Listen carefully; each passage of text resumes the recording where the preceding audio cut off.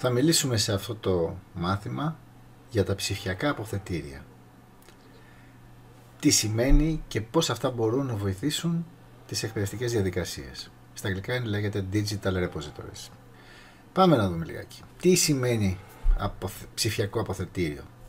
Γενικά, αποθετήριο είναι ένα κομμάτι όπου αποθέτουμε, αφήνουμε κάποια πράγματα μέσα.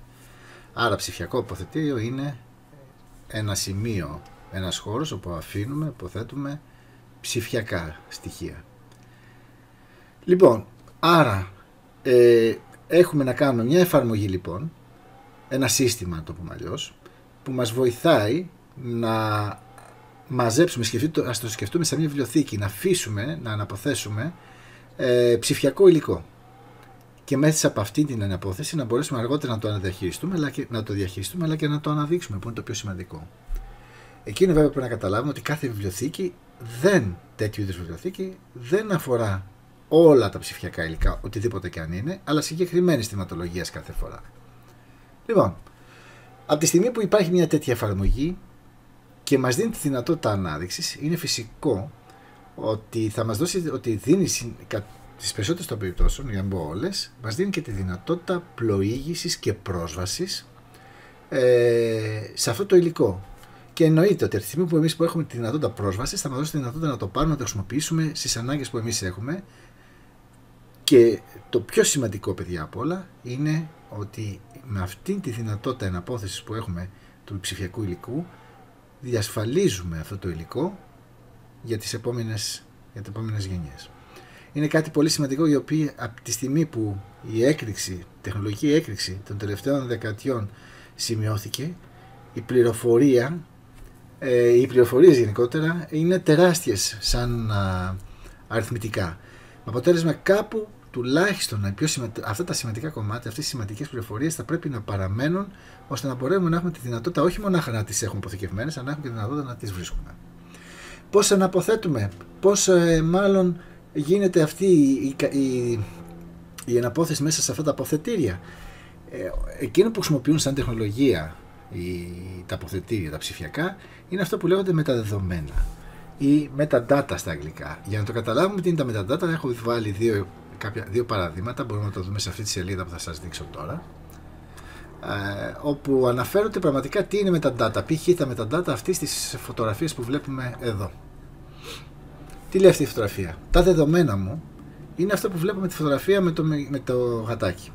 Τα μεταδεδομένα μου είναι ό,τι άλλο υπάρχει σχετικό για αυτή τη φωτογραφία, τα οποία συνήθως ο χρήστης δεν έχει πρόσβαση. Παραδείγματος χάρη, το αρχείο ονόματος,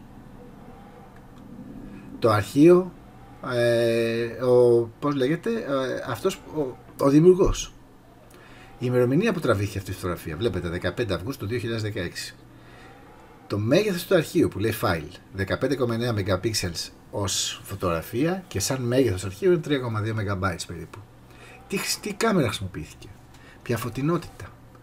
Και βλέπετε, ακόμα υπάρχει το flash, δεν υπάρχει flash, αλλά και γεωδεδομένα, βλέπετε, που σημαίνει από τη στιγμή που έχουμε τη δυνατότητα να έχουμε γεωδεδομένα, σημαίνει να πάσα στιγμή μπορούμε να βρούμε, χρησιμοποιώντας το Google Maps π.χ., σε ποιο σημείο τραβήθηκε αυτή η φωτογραφία. Αυτά όλα είναι τα μεταδεδομένα, τα metadata. Για να πάμε τώρα σε ένα έντυπο, σε ένα βιβλίο. Τι σημαίνει αυτό? Εδώ, τα δεδομένα μου είναι αυτά που υπάρχουν μέσα στο βιβλίο. Αυτά που διαβάζουμε. Τα μεταδεδομένα μου είναι τα περιεχόμενα. Είναι το εξώφυλλο. Είναι ο δημιουργός, ο συγγραφέας. Είναι ο εκδοτικός οίκος. Η εικόνα που χρησιμοποιεί στο μπροστινό φύλλο, το οπισθόφυλλο, και πάει λέγοντας. Φαντάζομαι ότι γίνεται κάπως κατανοητό τι είναι το μεταδεδομένα, τουλάχιστον για αυτά τα ψηφιακά υλικά. Με έναν τέτοιο τρόπο, λοιπόν, αυτή τη στιγμή λειτουργεί και η κατηγοριοποίηση, για να το πω αλλιώς, των ψηφιακών στοιχείων σε ένα αποθετήριο ψηφιακό. Ένα παράδειγμα είναι π.χ. τα ηλεκτρονικά αποθετήρια του Εθνικού Κέντρου Τεκμηρίωσης. Βλέπετε, αν πάτε, θα δείτε ότι έχει πάρα πολλά αποθετήρια. Άλλο λέγεται Εθνικό Αρχείο Διδακτορικών Διατριβών, το Παρατήριο για την Προσφυγική Κρίση, για την Ακρόπολη, βέβαια, για το επερσιατικό περιεχόμενο, ή για τη ζωοφόρο του Παρθενώνα, και πάει λέγοντας. Υπάρχουν πάρα πολλά, βέβαια, τέτοια παραδείγματα. Υπάρχει κατηγοριοποίηση. Υπάρχει ένας τρόπος να γίνεται αυτή η κατηγοριοποίηση των αποθετηρίων. Στην πραγματικότητα όχι. Όμως εκείνα που γίνονται πιο συχνά από όλα αυτά είναι αυτά που σας αναφέρω τώρα, αυτά που συναντάμε συχνότερα μάλλον. 4 είναι, με βάση το αντικείμενο αποθήκευσης θα λέγαμε. Εδώ πολλές φορές θα μάλλον έχουν υιοθετηθεί, όπως αναφέρω και εδώ στην διαφάνεια που βλέπετε, μπορεί να είναι και εμπορικού τύπου και είναι πολύ γνωστά σε εμάς, όπως είναι σε όλους, όπως είναι το YouTube, και το εύρος της αποδοχής αυτών των αποθητηρίων από τον κόσμο έχει να κάνει, προέρχεται μάλλον από την ευκαιρία που έχει ο καθένας να γνωστοποιήσει μια ιδέα του, να γνωστοποιήσει κάτι που κατάφερε ή την αξία δηλαδή αυτής της ιδέας του και να πάρει την αναγνώριση ακόμα και της διεθνούς κοινότητας. Έτσι, όπως είναι, ας πούμε, στο να ανεβάσω ένα βίντεο σε μια τέτοια μορφής αποθετήριο. Ένα άλλο αποθετήριο, είδος αποθετήριο είναι τα ερευνητικά, όπου περιέχουν υψηλής ποιότητας γενικά επιστημονικά αποτελέσματα και είναι αυτό που λέμε η ιστορία της επιστήμης. Όλα τα πετραδάκια που χτίζουν μαζί το οικοδόμημα της επιστήμης. Και όπως καταλαβαίνετε είναι τα πιο σημαντικά κομμάτια και βέβαια τα κριτήρια για να μπορέσει ένα ψηφιακό στοιχείο να ενταχθεί σε αυτά τα αποθετήρια είναι από τα πιο αυστηρά. Όπως με το χάρη το American Educational Research Association. Ωραία. Πάμε στο επόμενο που είναι τα εθνικά αποθετήρια που αφορούν κυρίως μια εθνική παραγωγή ή που υποστηρίζουν μια δημόσια πολιτική, όπως είναι παραδείγματος χάρη η νομική βιβλιοθήκη του Τεχνικού Επιμελητηρίου Ελλάδος. Και τελευταία έρχεται το ιδρυματικά αποθετήρια που αφορούν, που επιτρέπει μάλλον σε ιδρύματα, επιχειρήσεις, δημόσιους οργανισμούς και οργανώσεις γενικότερα, που ακόμα και οι ίδιοι οι πολίτες μπορούν να δημιουργήσουν, να φτιάξουν ένα αποθετήριο και να μπορέσουν να αποθέσουν εκεί ψηφιακά υλικά διαθέσιμα προς τοπικό ή ακόμα και εθνικό επίπεδο. Σκεφτείτε λιγάκι το Εθνικό Κέντρο Δημόσιας Διοίκησης, την Ακαδημία Αθηνών, την ΑΣΠΕΤΕ, το ΕΚΠΑ, το Πανεπιστήμιο Αθηνών και πάει λέγοντας. Λοιπόν, εδώ όμως εκείνο που είναι πολύ σημαντικό, ποιο είναι αυτό που λέμε τα ακαδημαϊκά ψηφιακά αποθετήρια, που ανήκουν βέβαια όπως καταλαβαίνετε, στα ιδρυματικά και έχει σκοπό τη συλλογή και τη διατήρηση των ψηφιακών στοιχείων που αφορούν κυρίως το συγκεκριμένο φορέα, το συγκεκριμένο ακαδημαϊκό φορέα. Σκεφτείτε λοιπόν, βλέπετε σαν τη φωτογραφία που έχω δημιουργήσει εδώ, όπου έχετε ένα χάος από έντυπο ή ψηφιακό υλικό θα έλεγα και δεν είναι κατανεμημένο.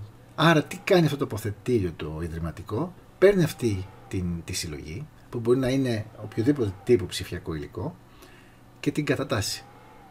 Την κατατάσσει με τέτοιο τρόπο ώστε οποιοδήποτε έχει το ενδιαφέρον αργότερα να μπορεί να πάει να το βρει με ποικίλους τρόπους αναζήτησης ένα υλικό που θα το χρησιμεύσει επιστημονικά.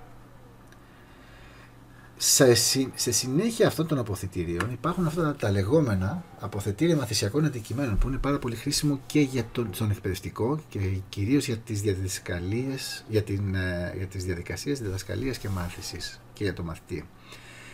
Έχει να κάνει με αντικείμενα μαθησιακά ψηφιακά τα οποία μπορούν να χρησιμοποιηθούν σε δραστηριότητες μέσα στην τάξη. Και είναι πάρα πολύ σημαντικά.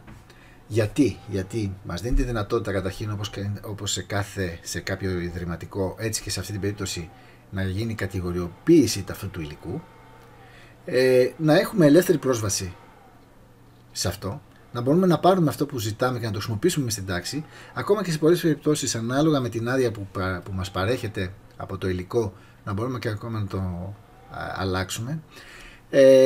Να το επαναχρησιμοποιήσουμε ανά πάσα στιγμή. Βέβαια και μην ξεχνάμε δύο πολύ σημαντικά κομμάτια που είναι η πολυεπιστημονικότητα και η διαλειτουργικότητα αυτών των στοιχείων που έχει να κάνει ως προς τι. Η πολυεπιστημονικότητα είναι η δυνατότητα χρήσης αυτών των υλικών σε περισσότερες από μία επιστήμες.